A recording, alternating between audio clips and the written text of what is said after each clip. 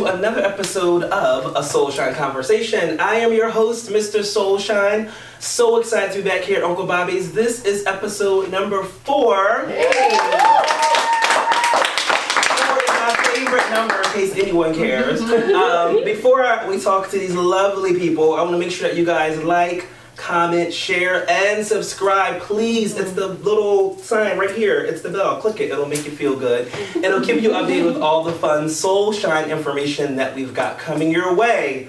So returning lovely, handsome, beautiful faces, and we've got a lot of new faces here today. Welcome, guys. I'm so excited to have you here with me today on episode 4. I'm probably going to say that a couple times. 4 is my favorite number, and just really excited on how far we've come in such a short time. So, listen, I said it before, I feel like we're in this kind of relationship series. So my question and kind of my backstory today revolves around relationships, but it might take us off topic, but that's what we do because it's a conversation. So it also kind of stemmed from some conversations and topics we covered throughout the first 3 episodes. So we've talked about how long do you wait to get married? Is it 10 years, 7 years, 5 years?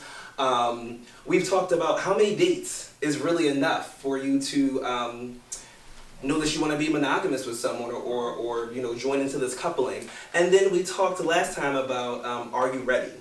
Are you ready to be a wife? And are you ready to be a husband? And through those conversations, a few things came up around parental kind of guidance and what we've seen and kind of how that affects our relationships.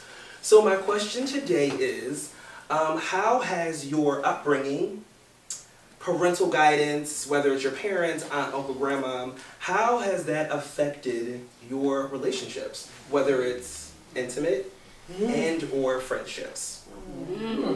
So wait, I got a backstory. You guys know I live for a backstory. So let me just read this really, really quickly. So it says that science supports the idea that warmth and affection expressed by parents to their children results in lifelong positive outcomes for those children. This was done in 2010. I've got some other fun here, but we'll talk about that later. I pulled my little trusty tablet out today, so I'm all official to be great. But I thought we'd dive right in with that backstory and talk about how has your rearing and your upbringing, how has that affected your relationships? That's something to think about. It is. Yeah. Yes. Do I just... Right, please, brother. So, I mean, my parents were very affectionate with each other in front of me. And when you see that, at first it's so funny because I have children as well. Mm-hmm. And when your child is becoming of a, after they learn how to walk and everything and they're of conscious age, when you hug the mom, they push you away, especially if it's, a little boy, they'll push you away from their mom. I don't remember doing that to my father, but I do remember seeing them very much in love. And so the affection was definitely something that was in the house. Mm-hmm. My mother was affectionate with me, laying down and playing in your hair and whatnot, rubbing your hair and stuff when you're sick, singing to you, all types of stuff like that. I was a breastfed child. Right.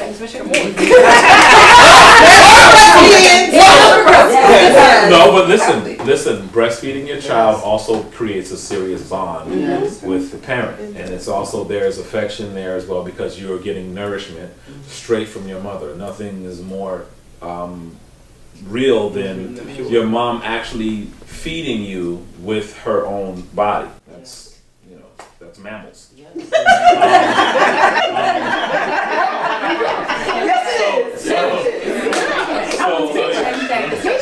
My whole thing is I'm a very tactile person when it comes to when I'm intimate and a very affectionate person, and I'm a very warm person. Before, during, and afterwards. Oh, great. Oh, nice. In case anybody's wondering. Sometimes the is like, I'm gone. I'm not that kind of person. Just FYI. Right. FYI. Put that out. I think it's a good point. I mean, immediately we never really know what this topic is going to be. But immediately, It's organic and authentic. so I mean, I think that we've sort of been reared, if you will, to believe that what happens in our past really kind of impacts our growth throughout development, etc. And there's some semblance of belief there. Like I totally agree that, you know, certain things that we've learned, especially with our parents being, you know, the first role models, or our guardians being the first sort of role models that we kind of see, the first people sometimes, you know, that we love and we learn love practices and languages from, etc., etc. And I think that, you know, there's some validity to the statement that, you know, some things that happen in childhood. So, I mean, I'm in agreement with that. And then I also started to kind of think a little bit about just sort of, and I always think about like melanin-rich folks. You know, I don't know if folks call themselves black, white, whatever you call yourself, right? You know, black, you know, Jamaican American, Tiger Woodian, whatever you call yourself. Melanin-rich, right? I'm thinking about the history. You know, 2019. We melanin-rich folks would have been snatched and brought here for 400 years, right? And looking at some of the dynamics that have happened throughout history, you know, slaves, right, quote unquote, I call them prisoners of war, whatever, were getting married as well, right? They were getting married as well, right? So I'm just kind of looking at that 400-year dynamic and looking at all sort of like what we've learned throughout relationships. And a lot of times we defer to, like, you know, science, like you said, sort of this common knowledge that, you know, we're growing up in single-parent homes and they're not teaching you how to be this gender or that gender and blah, blah, blah, blah, blah, and the weddings don't work out and there's so much divorce and blah, blah, blah, and that happens because such and such and so-and-so ain't in your life and whatever. I just think that there might be some validity there, but it's like we've been doing this for a while now. So my answer is I don't know fully, right? But I do think that there's some validity in terms of, you know, looking at what has happened in your past and childhood, and as it impacts your adulthood. You know, I agree with that. I'm really looking at the different opportunities there, based on what you're saying, and what we know for sure is that sometimes people can feel very loved and very cherished by their upbringing and about their household, but they may also feel the complete opposite, right? And so that means that when you grow up and you are an adult, then you could choose to say, I want to have the love like my parents did when I was a kid. Or you could say, I don't want to be anything like that.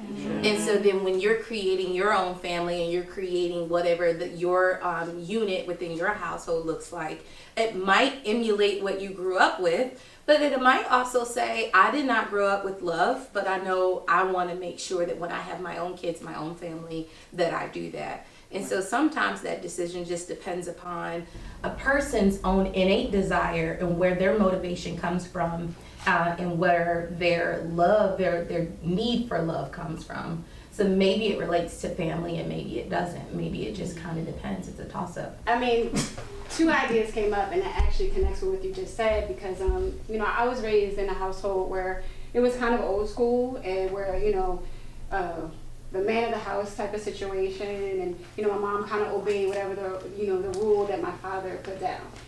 So it was kind of like, I'm not really sure I was cool with that because I saw how fierce she was in her own right. But, you know, they also raised me to be a very independent person, which a lot of dudes in relationships, I'm gonna say a lot of dudes, not all dudes, have an issue with when women have their own mind and their own, you know, ideas about how they want to live their life. And I'm coming to the table with my own way of, you know, being and living and being successful. And you come to the table with what you have, and I feel like that's the relationship that I want. We both bring something to the table. 100% as individuals, not you complete me, I'm already complete on my own, and then you bring that to the table. So I noticed some things that, you know, they raised me to be independent, so I celebrate them for that, but they also had a lot of the old school, you know, tendencies of, you know, listen to what the man said, he got the rule of the house, and sometimes I'm like, that rule doesn't make no sense, why are we doing that? You know, speak up. So there's some things, like you said, I took from the relationship that I was like, I don't really like that, but I do like that they, you know, as far as like raising kids together, they were on the same page. And we never felt like we didn't know what was going on. And I feel like a lot of kids, you know, and us as we grow up in relationships, we're not really sure what we want it to be. Sometimes we're not even sure what we don't want it to be. And, you know, that puts, you know, me, especially as a woman, in a really awkward place. So. Drew, you had something? Well, I hear what you're saying, and I also hear what you're saying, but my thing is, I feel like the way you were brought up has a big factor on how you turn out and how you love or you perceive love, because it wasn't until recently that I found out that, you know, I wasn't affectionate and, you know, didn't show love the way that, you know, it needed to be shown. So I think I kind of like, I'm like halfway between what both of you two were saying. I feel like even if you want to show affection and love a certain way, you may not know how to do that because you haven't seen it when you were growing up. And that I could count on one hand how many times my parents told me they would love me when I was growing up, but they kind of show it in different ways because they're always there for you and stuff like that. But if you don't hear it and they're not affectionate with each other in front of you, and even with you, it's kind of like, you know, you got to kind of learn, and it's not going to come out until you get into a relationship and you're like, you have somebody that's really affectionate and you're like kind of like, you know, Because you don't know about them. You don't know and you what, can't how really it feels. Yeah, it's weird, you know. Yeah, I agree with that. As far as relationship, like with the male female, I feel like this is how I feel. So I'm with somebody and he's not as affectionate as I would like, but I guess me seeing like my mom and dad weren't really as affectionate when I was growing up, maybe I have been able to accept that more because I've seen that already, and it doesn't. And my comeback to that is just be who I am. Like, don't let his lack of affection make me feel insecure or make me feel like he doesn't love me or whatever the case may be, because that's just not his way. And I do, you know, I'm a little bit cognizant of the love languages, and everybody shows and perceives the way they give and accept love differently. And I'm more affectionate, so I am more affectionate just because that's just me. And I've seen a little bit of more change in him as the years have gone by. He's still not like full out, but but you know, every now and again he surprises me. He kisses without me, you know, prompting, or you know, whatever the case may be. So I just feel like in a relationship, it's about your expectation, and it's about understanding that what somebody is less lacking isn't necessarily a reflection of you. Or, you know what I mean? Like, it doesn't necessarily say anything about you or how that person feels about you. Some people are just not that way. So did you have a conversation with him, like, about what your specific I mean, I'm honest with him. I let him know, like, when I feel like I would like to see a little more, or, you know, just but not in an antagonizing kind of way. I think that we made it clear in the sense that there's no book in terms of like, you know, proper love. You know, you must love this way. There's no rule book for that, right? Of course, there's a lot of methods and theories. You haven't written it yet, right? Anyway, so, and I was also accused of not answering the question, so I'm going to answer it. Like me to answer it. I thought I said I don't know. Anyway, so not knowing, right? I'm just going to continue on with sort of, you know, some lines, right? So from not just the previous answer, but just sort of an addendum, if you will, because I also think, right, that it is important to sort of notice and reflect upon how, you know, folks who are teaching you love, your parents, guardians, the first people, you know, these first models for you, how they were reared as well. You know, and I think it took me to become an adult to kind of understand, you know, some folks are searching for love or looking for love or love in certain ways. You know, you kind of have to look at how those models love and have been loved as well. So, again, I don't know. That's my answer. But I think it's good to kind of, you know, look at the models as well, you know. My mother and father had a loving relationship until I was about 9. Then they divorced.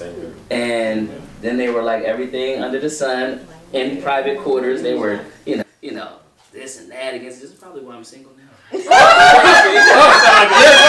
like a bunch of groceries. You know, But anyway. I'm done with this conversation. I'm done with your questions. Sue, go ahead. And then we're going to wrap. I just wanted to reflect on what Jack said about how your parents, Come on. you know, how they were raised and what they saw in their household is representation of love. I can definitely say that my father probably wasn't showing love possibly the way he was supposed to, because his mother had him really young. But you know, back in the day, she was like at 14 or 15, so the baby got shipped off. Of course. So you know, he was born in Harrisburg, but he got shipped off here to Philadelphia with another relative. So he didn't know who his real mother was until like later on. So I think definitely that he made it a conscious effort all the time. Like, he was very affectionate, my father, very playful, that type of, you know what I mean? He was like a big teddy bear and used to roll around on the, you know, on the floor with us and do wrestling, all types of stuff. It was like a big whoop-de-doo thing, you know what I mean? And just with any kids, you know, he wanted to make sure that any kids around him knew that they were loved and cared for. Him and my mom were together for, up until I was like 11 and we got divorced, but he definitely showed her affection. She wasn't the most affectionate, but he brought that out of her because he made sure, like, you know, she's like, oh, leave me alone. He's like, oh, no, I'm not going to leave you alone. You know, and stuff like that. She'd be like, oh, stop. And stuff like that. So I did see a lot of love, and it was like, my family dynamic was also real old-fashioned. Like, you know, he encouraged her to be a strong woman, and you know, she was educated and everything like that, but she didn't have to work. He made sure she didn't have to work if she didn't want to. That's a champion. Right. Champion right there, man. So I think I got that side. My father, me and him are a lot alike and stuff like that. So I'm actually very affectionate in relationships and stuff like that. And because my mom, after they separated, she wasn't the most affectionate. I lived with her most of the time until I was like 17, and then I went to live with my father. But I always said I wanted to be more like him than her, because she never said, like, I can't really remember since I was like real young. Like, she never said she loved me. She didn't really like give hugs and stuff like that. And so I think my father brought that side out of her, because I remember she used to do that a little bit more when he was around. But yeah, I took the more role of my father to make sure that my kids always knew that I loved them. You know, even when they mad at me and don't want to talk to me or they hate my guts, I'm like, I don't care, I love you too. I love you anyway. You're gonna hate me tomorrow. You're gonna hate me tomorrow too. I just read something. It's funny you said that. I just read something in my trusty tablet. It was titled like Daddy Dearest, and it actually said that most times we, like people in general, you actually take the trait of your father more than the mother, because you tend to take the strongest kind of energy that is in the home, and typically when there is a two-parent household, the father is just what it is, and so actually you feel like the mother is the most loving and things like that, which she could be, but you really take from your father, which is pretty interesting. So, right, you had something? So, and then we'll go to Leah. The funny thing, sometimes you are affectionate with the person you're not supposed to be affectionate with. Meaning you're dealing with someone that you know it's not going to really work out, but you're digging this thing that's happening right now, and you're doing all of the things that you would do with somebody you love, and you actually genuinely care about this person. You care about their well-being. You kind of wonder how they're doing when they're not around you. You dig this person, but you know in your soul that you know what I'm saying. But y'all having fun, right? For a person who doesn't understand that, because there are people who do, and you can part ways from them, and y'all be cool and whatnot. And y'all can see each other months later and do whatever again, right? And it's not always sex. It's just sometimes it's just affection, real talk. Sometimes it's just hanging out. But my whole thing is, for someone who doesn't understand that, they're like, but you know what I mean? You're right. And I mean, I'm breakfast, foot rubs, that all that, all that stuff. Question for you. Yes, ma'am. So in these situationships, Where you feel That wasn't shit. Do you feel like in those situations that you're truly vulnerable in them? Because my assumption or observation would be that the person that isn't, just lovey-dovey or into love, but is really falling for, this relationship becomes open and vulnerable. And so do you think that you're actually truly vulnerable in these situations? Are you truly really giving it of yourself? I'm always honest and I'm always giving of myself. The thing is that love comes fluidly for me. So since it's so fluid for me, it's not a lie. But it's so you need to come with a warning sign. Yeah. Is it You need a bottle, bro.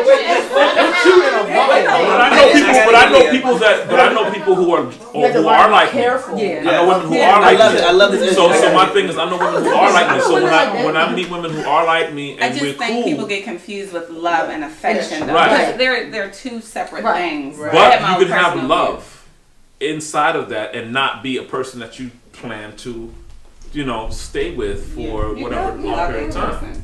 You can love all types of people. No, and I agree, and I asked it specifically because I grew up in a very matriarchal family. My parents were close until I was maybe about 10 or 11. Wow. I think maybe it's hard. Maybe it's hard. What's happening? Yeah. And after that point, my dad was kind of in and out. Me and my dad are closer now than I think we've ever been in my life. Yeah. And my mom was, always working, always in school. I always had very, fierce, independent woman. And she raised me to be very independent, be a self-thinker, not need anyone else. But on the other hand, that's bit me in relationships because I have trouble being vulnerable. And like you were saying, I could meet somebody and be digging them and want to hang out and chit chat and talk, and then eventually I'm like over it. And then on the contrary, then I feel like, oh damn, broke a heart, but like I didn't mean to, like I didn't give you any false hopes. I didn't ever say that I loved you or I wanted to be with you forever. But yeah. Well, I'm never over it. My whole thing is if it's not working, no, because the cosmos decides what's going to happen. He's a musician. So is that helpful? Yeah. Now that might have been shade. That might have been shade. No, but sometimes like it's like this. If you understand, and people in church say this all the time, what's meant for me is for me, this, that, and the third. But do you really believe that? So my whole thing is just because you guys part ways, unless it was some horrible thing done to you, y'all just didn't work out. What were you talking about in terms of the distinction? Because we get into definitions of love and being in love with love and all of that. In love. Come on now, that's a lot. That's the thing. That's a lot. Was that because I said you wasn't following? No, it's fine. I think that I have a couple of things. First, I do think we get confused with love and affection. And then to your question was your upbringing, does that affect how you interact with others? Correct. Whether it's love or affection. I mean, so personally, I didn't grow up in a home with two parents up to 11, never. So I have a whole different experience. And I grew up in a single family home with my mother, and I do think that the way I am is because how I grew up.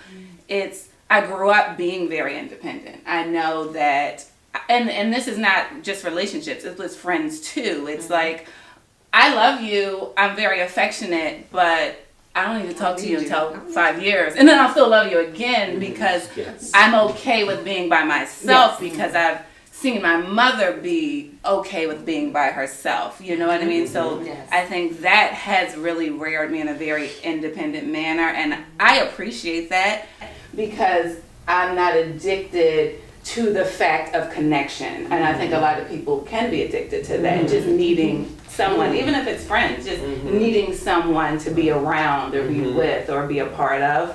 I love you when I'm with you, and I'm cool when I'm by myself. Being single. But I do think that children are raised, or people are just have an innate personality within them. If you notice, like parents can have 3 children, And and very they all are different. very, Very different, different. right? Yes. And so, part of me, I'm very affectionate as well. That's just my innate being. I can't say that my mother showed me that. It's just I just love touching people. I just love hugging people. I love bringing energy in the room.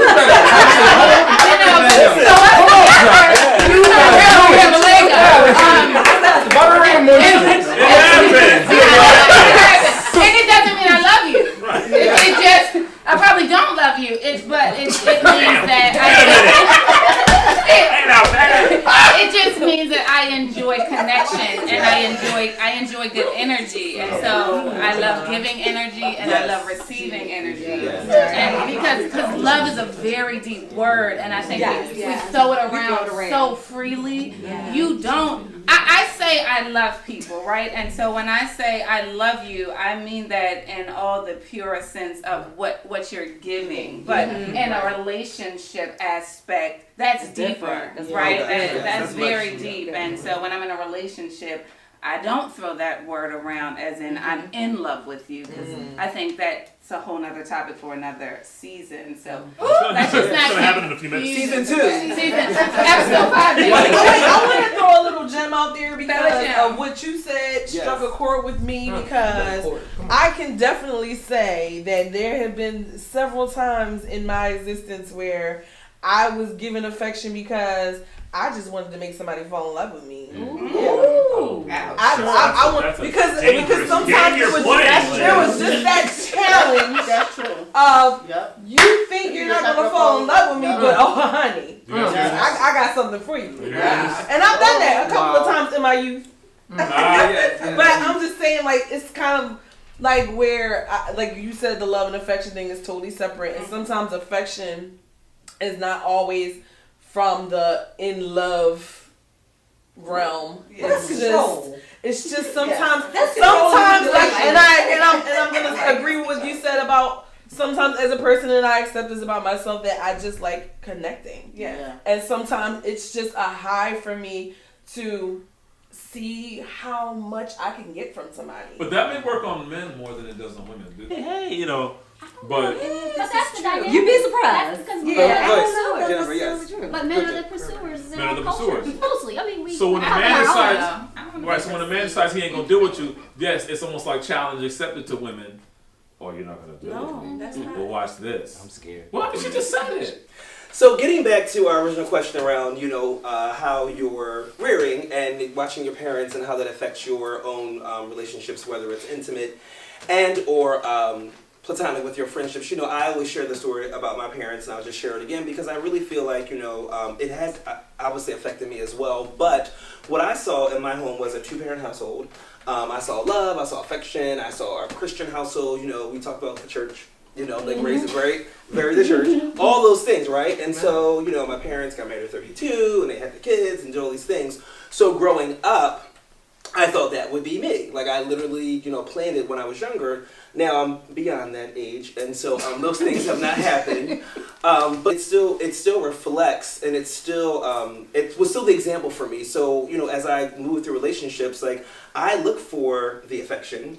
I look for those little nuances that my parents did. Not perfect, but, I think someone said earlier around, might have been Shelley talking about not necessarily your parents telling you the things, but my mom was she always talked to us and spoke to us always in a very grown manner. Not fresh grown, but like a very mature.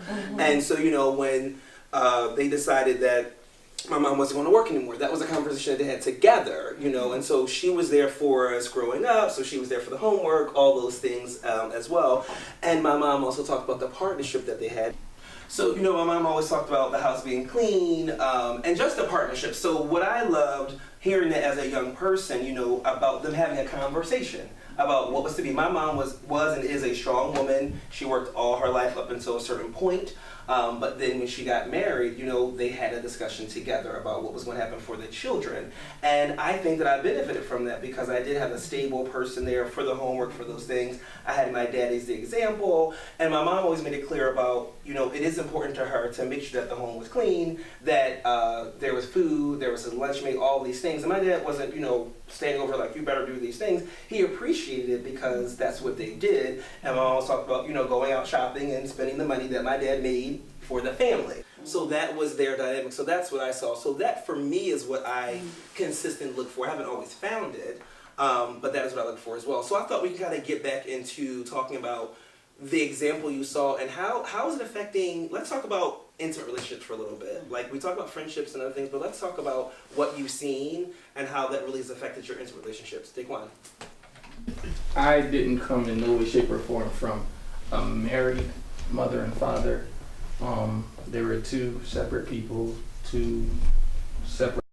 My dad sold drugs for a living. My mom was a security guard for a living, but she gave me away when I was 2 months old. So, technically, the dynamic for me was never a, hey, I love you, son. It was a, hey, I don't want you, son. So therefore, when it comes to me and dealing with my children, I do my best to make sure that they understand that their dad is never going anywhere as long as they know that I'm here. As long as God allows me to be here, they'll be taken care of. When it came down to my relationships, because of the fact that I did not see any type of good relationship growing up, and I left my mom's house at 16 and went out on my own. Homeless first, then, started singing for a living and, did everything I possibly could to be able to be self-sufficient. And when I was 18, I had my first child. My son is 11. And then when I was about 20, 21, I had my two daughters. They're 9 and 8. So when it comes down to my intimate relationships, at first I didn't know necessarily how I even wanted to approach an intimate relationship. I didn't know how I wanted to, because I knew for a fact that I didn't want to see what I had growing up. I know that. I didn't want to see, when I went to my dad's house, my stepmom getting punched in her face. I didn't want to see my mom using every possible man that came through our house. So I finally realized that in my heart, I want to treat a woman the way I believe a woman should be treated. Like the queen that I believe that she is. I believe that a woman deserves everything that she has come into her, and not in a negative aspect in no way, shape, or form. I don't believe in yelling at females. I don't believe in cursing at females. I don't believe in hitting females. I don't believe in none of that. I believe in a respectful household where if there's a problem, y'all should be able to sit down and have a conversation about it.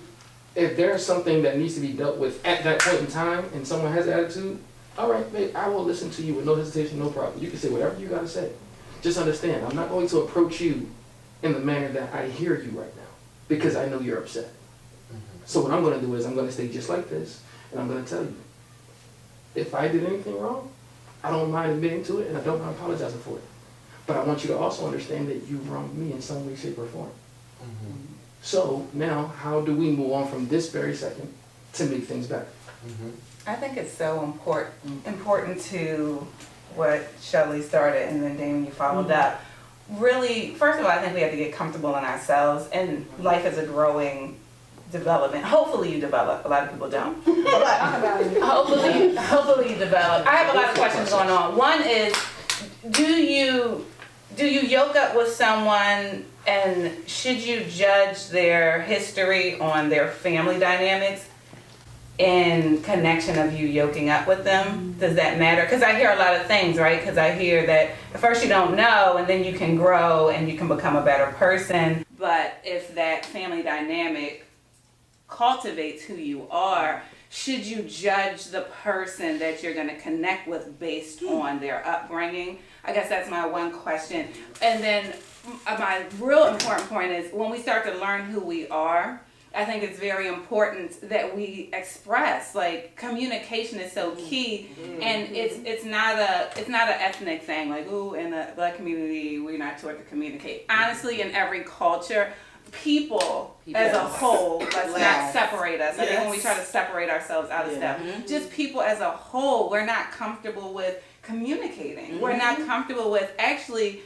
We know in our deepest stomach who we are. Right. We know what we like, we know what we don't like, but we allow society to shape us, and we allow the society to tell us what's right and what's wrong. Until we never speak up and say who you are and what you like and what you don't like. And I think as what would make relationships so much better and to teach people how to treat you. Yeah. Sure. Yes. If we start to teach people that, then you can see one last question, is that the person I should yoke up with? Because it'll come out real clear. Like, if you say, hey, this is who I am, and then you give them a couple times and it doesn't happen, you can clearly start to see, oosh, I gotta pull away. And I feel like I even saw something similar to that in my upbringing and my family. So it doesn't always sound good, right? When I was a kid, I knew I did not want to be like my mother. And so my mom was married multiple times. I won't even say the total amount of numbers. I like that she could get some married. Right? She might give a class. Right. A workshop. And even I think about my father. My father was also married multiple times. Ooh. Yeah, separately. But I was the only kid between these two people, and they all had kids, like both of them. And so I had this large family, 8 brothers, 5 sisters, and then there's all these different dynamics, which is great to come from this large family, and I have people all over the place. And so when I think about how did it shape who I am today, I love being around people. I love hearing people's stories. I want to hear it. I actually pay attention. I'm the connector, that kind of thing. So that did shape me and who I am. But when I think about relationships more, I'm like, no, I don't want to just marry any random person just because people want to marry me. Because let's be clear, I'm dope, right? And so like I completely understand why people want to be around me. But I also recognize that everybody that I meet, they're not supposed to be my mate. And I'm perfectly fine with that. And so when I look at between my mother's relationships and my father's relationships, them just getting married and them being in these relationships, and then the decisions that they made and how they affected our whole family unit. I was like, no, like when I have a kid, I want to be very deliberate. Like when I have a family and when I get into a relationship, I want to pay attention to these specific details, have these conversations that we're talking about, Soulshine Conversation. Come on. So that we can enrich our spirit and actually be able to grow. And so I decided young that I didn't want that to be my life. The one thing to consider is that a lot of this stuff that we're talking about is kind of rooted in traditionalism, if you will. And what I'm saying is even the question is kind of like rooted in traditionalism. Like, does your childhood impact your adulthood? Well, yeah, duh. Or like, you know, or I don't know. That was my answer, right, early on. Anyway, point is, right? But the idea that I'm getting at is that, you know, sometimes we even frame the way that we answer based on this sort of traditionalist idea. Like, okay, well, since my mother or my father did this when I was growing up and they were my first role models, you know, perhaps I might do this in relationships, perhaps I might do something different because I'm not, literally marrying my mother or my father, etc. And I understand that. And I think that the idea sometimes is once, because I heard a lot of it coming out, once we learn these sort of rudiments, right, of relating with another person, right? Trust, I've heard connection or, commitment and that sort of thing. I've heard respect. And those sort of elements from these first models and that sort of thing, I think sometimes we have to step out ourselves and step out of this idea of everything that we've learned because we've created this perception. I think we should use those rudiments as strongholds, trust, and all the other things that we were talking about, and understand that you are connecting with a brand new experience, a person, someone who has a totally different set of experiences and likes and differences and all this sort of thing, right? And the idea is to sometimes just battle yourself because our perceptions become queen and king of what we do, and we don't necessarily consider, the person that we're relating with as much. So I think that's the dance of a relationship. No matter what kind of relationship, whether we're talking about marriage or, situationships or whatever. I've been in quite a few of them. Anyway, I'm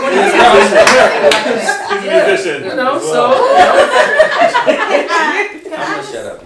Maybe it's about getting with a person who also does a reflection on themselves, because if you don't know who you are and what you really want. So, and I'm gonna just say this quick example.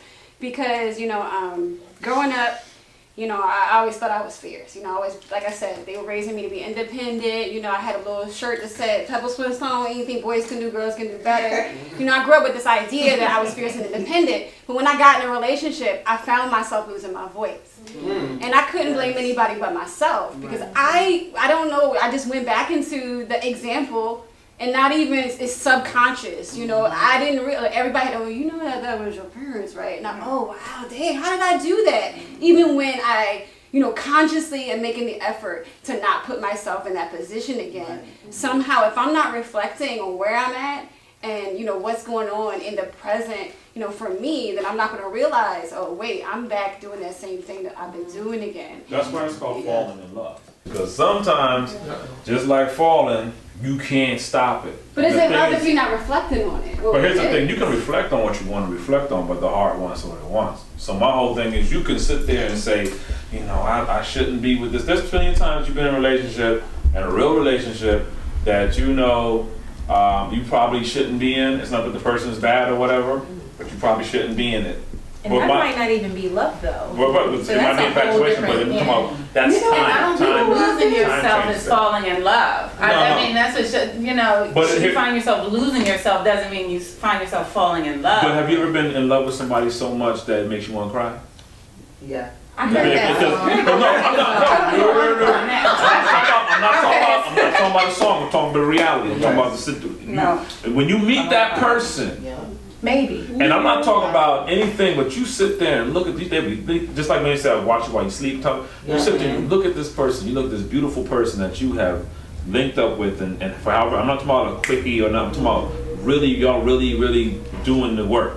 And you just look at you like, man. Because it's not working. No, it's not working. I'm talking about you with a person, and you're like, yo, I'm so fortunate to be with this person, and you start feeling like you want to cry. But that doesn't mean you lost yourself, though. No, I'm talking about losing yourself. I'm just talking about this different things that happen that you cannot control. Let me say this, Right? and I feel what you're saying on an emotional level, but I feel like fundamentally, that's all kind of poetic.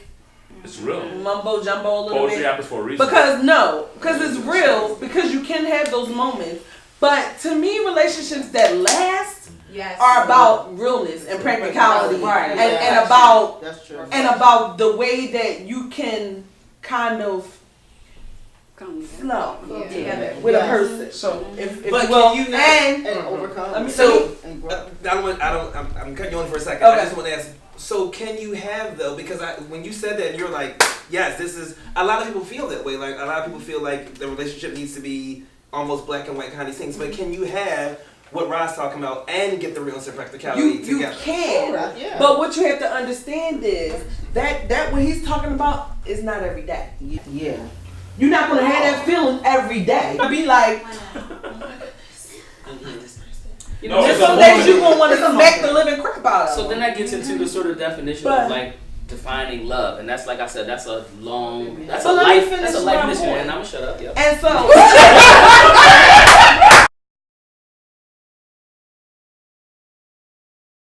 Guys, thank you so much for the rich dialogue as always. I'm so excited. So we always say in a Soulshine Conversation, there's not about a right or wrong answer, but it truly is about the dialogue. So I really appreciate it. And thank you for joining me on episode 4. So before we end, of course, please make sure that you like, comment, share, and subscribe. Tell them to subscribe.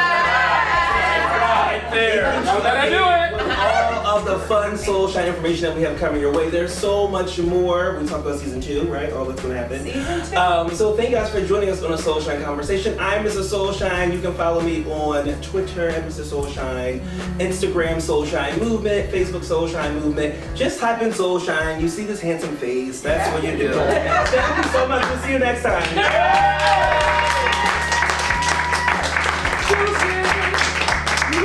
That's correct.